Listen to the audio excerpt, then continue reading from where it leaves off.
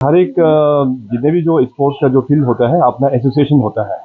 तो बैडमिंटन का भी अपना स्टेट में स्टेट बैडमिंटन एसोसिएशन होता है। तो ये पूरा अपना एसोसिएशन का ही जिम्मेदारी है कि उसको अच्छे प्रकार से लॉजिस्टिकली उसको देखें। तो आई होप जितने भी जो यहाँ पे अरुणाचल में जो हम लोग होस्ट कर रहे हैं नेशनल गेम्स या जोनल गेम्स, तो अपना अपना जो स्पोर्ट्स का जो एसोसिएशन है वो लोग ही रिस्पॉन्सिबल है। तो उसमें तो आई थिंक उसमें उतना कमियां तो नहीं होना चाहिए। सर स्पोर्ट्स का बहुत स्पोर्ट्स पर्सन अरुणाचल तो काफ़ी निकल रहे हैं और कई कई मेडल्स भी जीत के ला रहे हैं, लेकिन सर जिस हिसाब से स्पोर्ट डिपार्टमेंट को देखना चाहिए, आप तो कहते हैं और मिनिस्टर भी कहते हैं, लेकिन जब हम देखते हैं ग्राउंड रियलिटी, हाल ही में भी आपने देखा होगा हमारे नेशनल इंटरनेशनल प्लेयर ट्रेन में विदाउट टिकट वो जा रहे थे बुकिंग टॉयलेट के सामने में बैठकर। इस तरीके को ये सब चीज़ को सिर्फ आप बात में करेंगे, बातों में सिर्फ रखेंगे कि सर प्रैक्टिकली भी देखेंगे स्पोर्ट्स पर्सन। इसमें देखिए, जैसे मैंने कहा कि अरुणाचल प्रदेश में जो हर एक स्पोर्ट्स का अपना एसोसिएशन होता है और एसोसिएशन को बाइंड करने वाला ओलंपिक एसोसिएशन होता है। तो ओलंपिक एसोसिएशन ओवरऑल जितने भी जो हमारा बाकी जितने भी जो वेरियस एसोसिएशंस है उनके साथ में तालमेल करके इसके बाद हमारा स्पोर्ट्स अथॉरिटी ऑफ अरुणाचल उनके साथ और डिपार्टमेंट के साथ में ये कोलैबोरेट करके चीज़ों को आगे लेके जाता है। तो कहीं ना कहीं इस प्रकार से जो गैप्स होता है तो डेफिनेटली उस पर्टिकुलर जो स्पोर्टिंग का जो एसोसिएशन है they should take up the matter with Olympic association and further Olympic जो है फिर अपना स्पोर्ट्स अथॉरिटी ऑफ अरुणाचल का साथ में टेकिंग जो भी गैप्स है इस प्रकार से इसको मीटअप करना चाहिए। सर और बात करें पर्टिकुलरली बैडमिंटन की तो लातालर है और बागरा वाला छोटा वाला जूनियर प्लेयर है जो इंटरनेशनल अभी सिर्फ इंडिया का अरुणाचल का नहीं इंडिया का नाम नहीं किया था। तो सर आपने ड्यूरिंग स्पीच आपने कुछ कॉम्प्लेक्स का बात किया था, तो हम क्लियरली थोड़ा जानना चाहेंगे बैडमिंटन कॉम्प्लेक्स को लेकर सर कब तक होगा। बैडमिंटन यहाँ पे संगे लडन एकेडमी में I think more than 20,000 square metres वो मैंने गवर्नमेंट को डोनेट कर दिया था, मेरा पर्सनल लैंड था। तो उसमें स्पोर्ट्स डिपार्टमेंट को हमने डोनेट कर दिया। तो स्पोर्ट्स डिपार्टमेंट का ये विजन था कि वहाँ पे एक बैडमिंटन कॉम्प्लेक्स बनाएंगे। तो सरकार की ओर से मैंने ऑलरेडी वो प्रोजेक्ट को सैंक्शन कर दिया है। वहाँ पे 8 कोर्ट्स का कॉम्प्लेक्स वहाँ पे बन रहा है। होपफुली बाय नवंबर दिसंबर इसी साल में वो कंप्लीट हो जाएगा। तो हम लोग नेशनल लेवल का भी गेम्स हम लोग यहाँ ऑर्गेनाइज कर पाएंगे। तो ये तो था स्पोर्ट्स का बात जो यहाँ पे चल रहा है, यहाँ पे एक सेलिब्रेशन है, वहाँ पे एक धरना चल रहा है पीएनजी फाइट या प्रीवियस गेम को लेकर। सर लास्ट टाइम जब मैंने आपको सवाल रखा था क्राउड इंटरव्यू में जो सीबीआई का रिपोर्ट अभी तक कुछ अपडेट नहीं है इसको लेकर, आपने कहा था डीजी से आपको लेकिन अभी तक कुछ अपडेट नहीं है सर। हमारा बीच में डीजीपी जो है चेंज हो गया, अभी नया डीजीपी टेक ओवर हुआ। तो कल फैक्ट होस्टिंग के बाद में हमारा डीजीपी के साथ भी मीटिंग हुआ। तो मैंने डीजीपी को कहा कि थोड़ा सीबीआई क्योंकि एक इंडिपेंडेंट ऑटोनोमस बॉडी है तो भी थोड़ा सा अप्रोच करके इसमें क्या चीज़ जो है पब्लिक डोमेन में जो रख पाएगा सीबीआई को थोड़ा सा रिक्वेस्ट कर दीजिए सीबीआई का तरफ से भी रखने के लिए। तो डीजीपी अभी जो नया ज्वाइन किया है वो फॉलो अप करेंगे सीबीआई के साथ में। सर चलिए मान लेते हैं कि सर सीबीआई अभी इन्वेस्टिगेशन कर रहे हैं, लेकिन व्हाट अबाउट सर ईडी जो आपने भी कहा था कि आप लोग कोलैबोरेट करेंगे, आप बातें करेंगे ईडी का, ईडी को अभी तक क्यों नहीं लाया गया दूसरे स्टेट में sir with collaboration with government लाया? ईडी देखो, ईडी जो होता है वो लोग एक ऑटोनोमस बॉडी है तो वो सरकार के कंट्रोल में नहीं है। वो लोग जहाँ भी वो लोग जाके वो अपना काम कर सकता है। आप लोगों को एज ए मीडिया पर्सन आप लोगों का भी बहुत बड़ा रिस्पॉन्सिबिलिटी है क्योंकि सही इन्फॉर्मेशन लोगों तक पहुंचाना है। तो सबसे पहले मैं तो हमेशा कहता हूं कि मीडिया को कुछ चीज़ को आप उठाने से पहले उसका बैकग्राउंड स्टडी कीजिएगा, उसका इम्पैक्ट क्या होने वाला है। अब ईडी जैसे आप जिस प्रकार से क्वेश्चन जो रखा है लोगों को तो ये लग रहा है कि स्टेट गवर्नमेंट का अंडर में है। तो इस प्रकार का सवाल भी नहीं करना है। It should be very clear ना, ईडी जो है हमारा कंट्रोल में नहीं होता है। ईडी तो सेंट्रल है, वो तो कहीं भी जाके अपना रेट करो जो भी करो वो कर सकता है। सॉरी फॉर इंटरप्शन सर, मैं जो भी क्वेश्चन पूछती हूँ रिसर्च करके ही पूछती हूँ।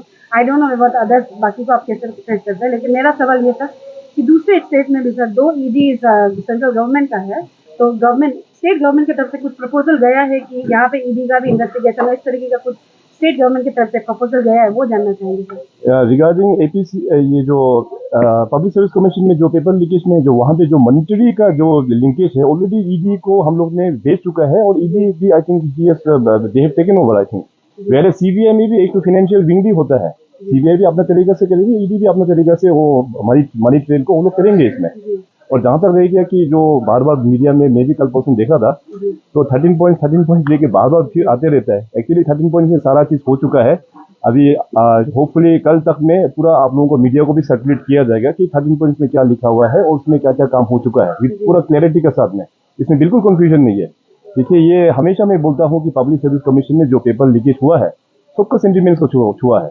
मेरा सेंटिमेंट्स को भी बहुत इसमें काफ़ी हमको भी ये दुख लगा है, क्योंकि अपना यंगर जनरेशन जो है यूथ के बारे में सोच के ना, है कि नहीं? तो लेकिन इस we all should become an part of the solution.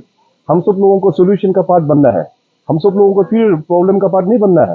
तो इसलिए सोल्व करने के लिए चलो जो भी 13 पॉइंट्स का जो मांग रखा था, अभी आप लोग कल देख लीजिए, कल उसमें हम लोग निकाल देंगे, मीडिया में भी दे देंगे। तो 13 पॉइंट में क्या क्या हुआ है उसको आप लोग फिर मीडिया के तौर से भी लोगों को अच्छे से बताना है। ये मैं मीडिया को भी रिक्वेस्ट करता हूँ। तो ये आप काइंड ऑफ आपके रिक्वेस्ट या मैसेज दे रहे हैं जो धरना में बैठे हैं कि कल तक रिपोर्ट निकल जाएगा 13 पॉइंट्स ऑफ 13 पॉइंट्स का रिपोर्ट पहले भी जितना हो चुका था उसका रिपोर्ट भी एक बार सरकार की ओर से हम लोग ने दिया था। अभी उसका बीच में और जो भी प्रोग्रेस हुआ है, कल फिर एक अपडेटेड वर्जन फिर कल पब्लिक डोमेन में दिया जाएगा। सर मेरा आखिरी सवाल रहेगा सर, इलीगल अपॉइंटमेंट जो एजुकेशन डिपार्टमेंट में हो रहा है, जिसको लेकर सर 7 जुलाई को मैंने अपडेट लिया था आपसे कि सर रिपोर्ट अभी तक नहीं दिया। तो आपने कहा था कि कंसर्न डिपार्टमेंट को ऑथोरिटी को आप कहेंगे कि वो फर्निश करे पब्लिक डोमेन में और मीडिया को। सर अभी तक नहीं किया, तो हम क्या मान के चले, मिनिस्टर चीफ मिनिस्टर का बात कंसर्न मिनिस्टर या डिपार्टमेंट नहीं सुनती है ना, क्या है सर? अभी तक पता नहीं चला।